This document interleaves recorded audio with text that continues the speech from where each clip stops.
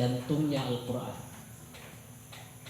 jantungnya Al-Quran, sehingga setiap saat, setiap waktu dia memiliki fadilah dan keutamaan yang sebaiknya kita tidak menyia-nyiakannya. Sempatkan waktu paling tidak dalam 1 minggu 1 kali, entah itu di malam Jumat atau di hari Jumat. Dan kita sudah ketahui bahwa di beberapa tempat, khususnya selain di Palu, di Jawa juga, mereka kalau malam Jumat itu ada acara yasinan. Selain maulidan, mereka juga acara yasinan. Ibu-ibu kita, Uya, Wanita Islam Al-Khairat, dan pengajian-pengajian yang lainnya juga kalau malam Jumat itu selalu baca Yasin. Ini semua dalilnya jelas. Jangan dikatakan tidak ada dalilnya.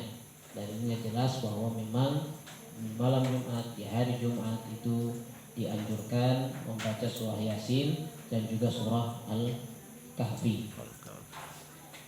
Khususnya bagi laki-laki sangat dianjurkan surah Al-Kahfi juga, selain membaca surah Yasin. Dalam satu riwayat, kalau membaca surah Kahfi itu, siapa yang membacanya di hari atau di malam Jumat, maka ia terlindung dari mara bahaya dari Jumat itu ke Jumat yang berikutnya.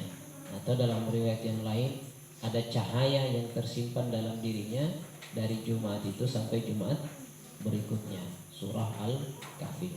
Nah, karena terlalu banyak fadilah-fadilah membaca Al-Quran, kalau tidak bisa seluruhnya, hanya beberapa surah-surah pilihan, maka kita harus lebih semangat lagi untuk memperlancar bacaan Al-Quran.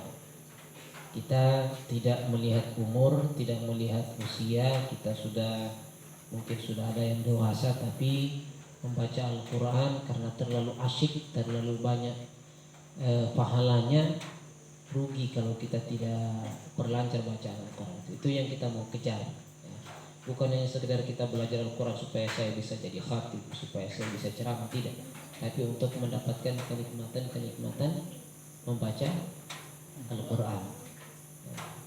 Rasulullah Shallallahu Alaihi Wasallam menganjurkan kita agar setiap rumah itu sebaiknya selalu ada Al-Quran yang dibacakan. Sampai-sampai Rasulullah mengingatkan, la taj'alu buyutakum maqabir.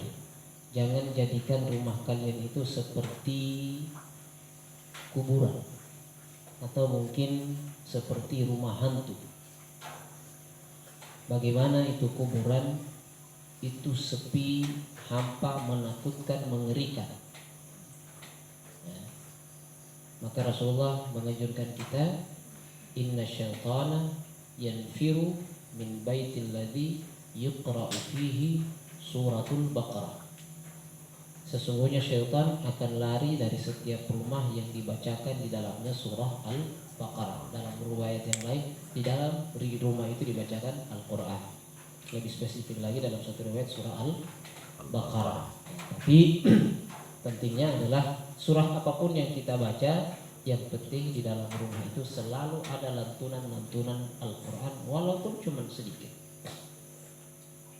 Kita tidak memungkiri fadilah-fadilah membaca Dalailul Khairat, Qasidah Burdah, Ratibul Haddad, Ratibul Attas, Maulid Diba, Maulid Nasr, Maulid Adhiyaul Lami. Kita tidak memungkiri fadilah, tapi jangan sampai bacaan-bacaan itu kemudian membuat kita meninggalkan membaca walaupun sedikit dari Al-Quran.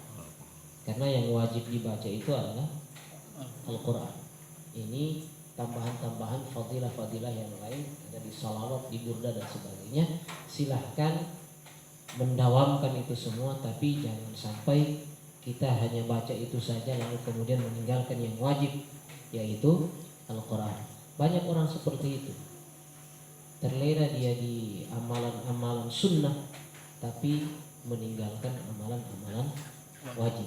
Ini sudah tidak sesuai dengan prioritas, ya, tidak seperti prioritas. Maka selalu kita mengingatkan, kalau belum lancar, mari semakin terus semangat untuk memperlancar bacaan Al-Quran, agar kalau telah lancar nanti muncullah seperti perkataan seorang Abu Jahal. Dalam satu riwayat dikatakan Al-Walid bin Mughirah. Walid bin Mughirah ini musuh, orang yang paling memusuhi Nabi seperti permusuhannya Abu Jahal kepada Nabi. Jadi ada beberapa memang orang yang paling memusuhi Nabi. Di antara selain Abu Jahal ada namanya Al-Walid ibnu Al-Mughirah. Ini bapaknya Khalid bin Walid. Khalid bin Walid bin Mughirah, bapaknya Khalid bin Walid. Dan termasuk Khalid bin Walid juga orang yang awalnya memusuhi Nabi. Khalid bin Walid ini orang yang paling memusuhi Nabi seperti bapak. Bahkan dia jadi komandan peperangan, panglima perang ketika melawan Nabi dalam pertempuran di perang Uhud sampai Nabi kalah. Pasukan muslimin kalah di perang Uhud melawan pasukan musyrikin yang dipimpin Khalid bin Walid. Hebatnya Khalid bin Walid dengan strategi perang. Tapi alhamdulillah setelah itu dia masuk Islam, dia berbalik menjadi panglima muslim setelah. Kita bicarakan bapaknya, Walid bin Mughirah. Bapaknya ini suatu malam ketika Nabi awal-awal diutus dan diturunkan Al-Quran kepada Rasulullah, ternyata mereka ini suka mendengar Al-Quran tapi malu-malu. Sehingga suatu malam Walid bin Mughirah secara sembunyi-sembunyi mengendap-endap ke samping rumahnya Nabi hanya untuk mendengar Nabi membaca Al-Quran. Ternyata di saat yang bersamaan Abu Jahal juga begitu. Ketemu dua orang musuh besar ini, ternyata dua-duanya suka mengintip Nabi mendengar Al-Quran. Akhirnya ketemu mereka,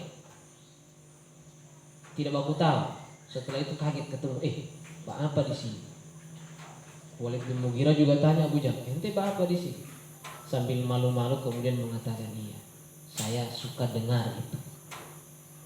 Sampai-sampai Walid bin Mughirah bilang begini, inna lahu lahalawa wa inna alaihi la talawa wa innahu la muqdid wa ma huwa min qawlil bashar. Artinya Al-Quran ini enak diucapkan, enak didengar, dia membuat bulu kuduku merinding, dan demi Tuhan dia bukan perkataannya manusia. Ini orang musuh Islam sendiri yang akui ini Al-Quran. Abu Jahal sama Walid bin Mughirah. Dia enak diucapkan, enak didengar, menyentuh hati sampai membuat merinding. Bahkan kemudian ini bukan perkataannya manusia. Orang Arab yang tahu sastra, seni, Al-Quran, orang paling memusuhi sekalipun akan mengakui bahwa Al-Quran itu bukan buatannya baginda Rasulullah SAW. Sampai-sampai ada seorang orientalis berkata, kalau ada orang menuduh bahwa Al-Quran ini dibuat-buat atau dikarang oleh Muhammad, maka berarti orang itu mengakui Muhammad itu adalah Tuhan. Paham maksudnya? Kalau ada orang menuduh Nabi Muhammad yang mengarang Al-Quran hanya buatannya Nabi sendiri, maka berarti dia mengakui bahwa Muhammad itu Tuhan. Kenapa? Karena Al-Quran itu tidak bisa dibuat manusia. Tidak bisa dibuat manusia. Kalau dia katakan, oh Nabi Muhammad yang buat ini Al-Quran, berarti Nabi Muhammad itu Tuhan. Karena ini bukan perkataan manusia. Saking hebatnya ini Al-Quran. Makanya itu, untuk memotivasi itu tentunya kita senantiasa mengingatkan dan saling mengajarkan ilmu untuk membaca Al-Quran. InsyaAllah malam ini setelah kita break sejenak, kita yukul dulu sedikit, baru kita kemudian lanjutkan ke pembahasan tayammum.